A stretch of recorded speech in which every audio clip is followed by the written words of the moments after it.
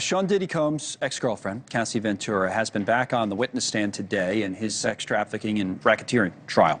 The jury saw that video of 2016, the security video in the hotel, that violent incident, which was allegedly between the two of them, and she testified about it.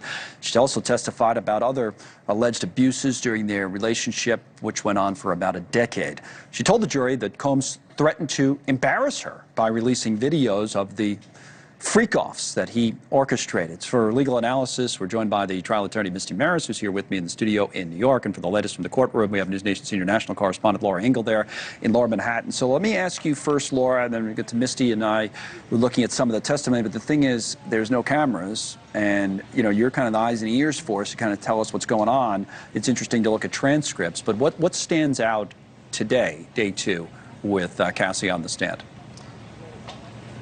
You know, more than anything, I've got to tell you, it's just so incredibly sad and terrifying to hear the account coming from Cassie Ventura on the second day of testimony. As you know, we've been reporting and mentioning that she is extremely pregnant, about 9 months pregnant. And when she came back from the lunch break, what I noticed is that when they went to call her to the stand, Sean Combs, who now is dressed in a cream sweater, white collar, gray pants today, turned around twice to look at her walking in, and she is keeping her eyes right to the witness stand as she comes in, sits down, and when she stands up, when they say all rise, the jurors can definitely see how pregnant she is. So, I mean, you do have that stark comparison of what she looked like in some of these pictures and images. But I do want to mention that we saw for the first time today, Connell, the full video of that 2016 incident that happened at the Intercontinental Hotel. Why is that important? We've seen the kicking and the dragging and all of that, but what we see in the video for the very first time is the security guard who had testified earlier coming and, talking to Sean Combs, talking in the hallway. So it gives us a little more context about what happened that day. Also seen today for the first time, bruises and black eyes and a cut eye that people saw at the hands of Sean Combs, according to Cassie Ventura. Multiple beatings. She talked about so many times that she was knocked around by her ex-boyfriend that it was hard to, she said she lost count how many times it had happened to her. So she details time and time again this pattern of abuse and devastating events that happened during these freak-offs that she talked about, being sick and being told over and over again that she had to have sex, violent sex with a lot of these men, and she was shown stills from those freak-off videos. Only she could see it, the jurors and Sean Combs. It wasn't shown to the public or to the gallery, and she was just very matter-of-fact. Yeah, that's me and Jules. That's me and Dave. Wow. That's me and Greg.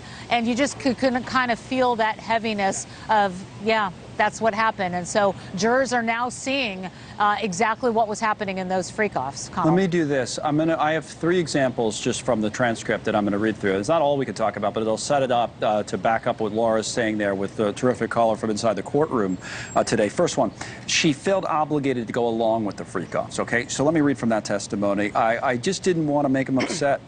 I just didn't want to make him angry and regret telling me about this experience, that it was so personal, okay? Then there was this incident, you mentioned the video was shown. Remember, we didn't have any audio from that, so it's her recollection then about what's happening afterwards, where she talked about throwing like a flower vase at her. So and there was a quote, there was a vase with flowers in it, I just remember it comes towards me. Didn't hit me, he was just yelling at me. So it adds sort of context to what we've seen in this horrible video. And then a final point about what happened afterwards. She goes home, and then a friend of hers called the police. But then so the police came to her place, and then she said that she didn't want, in that moment, I didn't want to hurt him that way. I wasn't ready. Meaning that they asked, like, hey, who did this to you? And she wasn't ready to reveal. So again, all three of those stood out to me on top of what Laura was saying. Misty, pick up here where we are today. Yeah, so one of the reasons that this is so important, Connell, that video, because it provides context, and the prosecution says it's a broader pattern of behavior by Diddy. And remember, the defense narrative in the opening statement was that this was an isolated domestic dispute, tumultuous relationship. It's about jealousy, and you'll see that in what they say will be text messages. But why does it matter for the prosecution? Because Cassie has now testified that this video is during a freak-off. It's when she tried to leave early. And so the narrative is going to be, this is what happens when you try and leave a freak off early, and that speaks to the element of the charge, force, fraud, or coercion. So everything that you're hearing in this other testimony regarding the threat of violence, the threat of blackmail, all of that feeds into that critical element of the sex trafficking charge. And keep in mind, prosecutors know what's going to come up on cross, right? And so when the narrative is, well, why didn't you ever call the police? Well, now we know that police were called, but like many victims of domestic violence, there's no report. So these are things that the prosecution is absolutely laying on the record because they know where the cross is going to go. That's interesting. We can come back to some of that as well. Real quick from the tablet, too, that she went to a movie premiere after the video. I think some of these pictures are from that movie premiere, and what was horrible, I think Laura can add to this, but you see, obviously, Cassie herself right in here, that the situation was, she had, so much makeup on, she had a fat lip and all this kind of thing to cover it up. And the other thing, Laura, pick up on that point, she's married now, and she's having another child, as you've talked about. Her husband's been in the courtroom, but then has to leave, right? At some point soon? Yeah, he will probably have to testify, but yeah, he has been inside of the courtroom and watching Sean Combs very deliberately. And the times that I haven't been able to be in there, our producer, Ava Pittman, has said he is just staring down Sean Combs. Wow. He is looking at him, trying to maybe catch his eye as we're seeing these photos, as we're hearing about these freak-offs and about the beatings. It wasn't just about the freak-offs. We're hearing time and time again, and to your point about that movie premiere, how she used to have to recover for days at hotels, and how she had, this big fat lip, and she had a big cut on her eye from one of the times he threw up against a bedpost, enraged that she had left and that she was hiding out from him. And it's a miracle that this woman is absolutely stunning, one of the best looking people I've ever seen in my life. But to hear how many times he stomped on her head and her face, and we're probably going to be hearing from those witnesses. McCall, we're day 3 in an 8-week trial, and they are trying to get as much. They're bouncing all around the timeline of their relationship that lasted 11 years.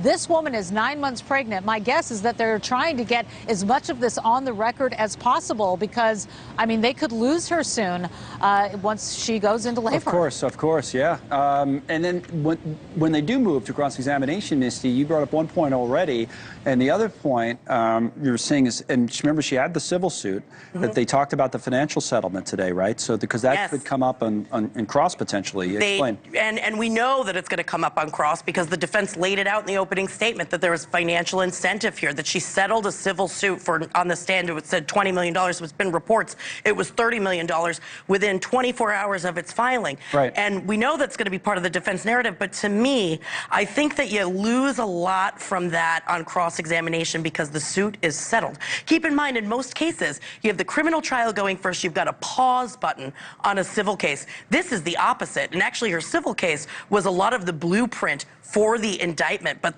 the money's exchanged. There's already a settlement agreement, right? So there's less incentive. And on the stand, she said, when they asked why are you testifying here today? Well, it's because what's right is right and what's wrong is wrong, and that's why I'm here. And just to pick up on one of Laura's points, her husband was told by the judge, got to leave the courtroom in 2018. This is when their relationship began, and there's an allegation of rape. Defense attorneys say they're going to call him as an impeachment witness, which means to impeach her credibility about what was known at the time. And there's a rule, the witnesses aren't to be in the courtroom during other testimony because they could tailor their testimony when they get on the stand. So in other words, when they talk about that incident, the 2018 incident in this trial, he has to leave the room. Correct. Right. Okay, so that's something else to watch. Thank you to Misty, as always. Laura, we're going to come back. We'll be following it throughout the show today.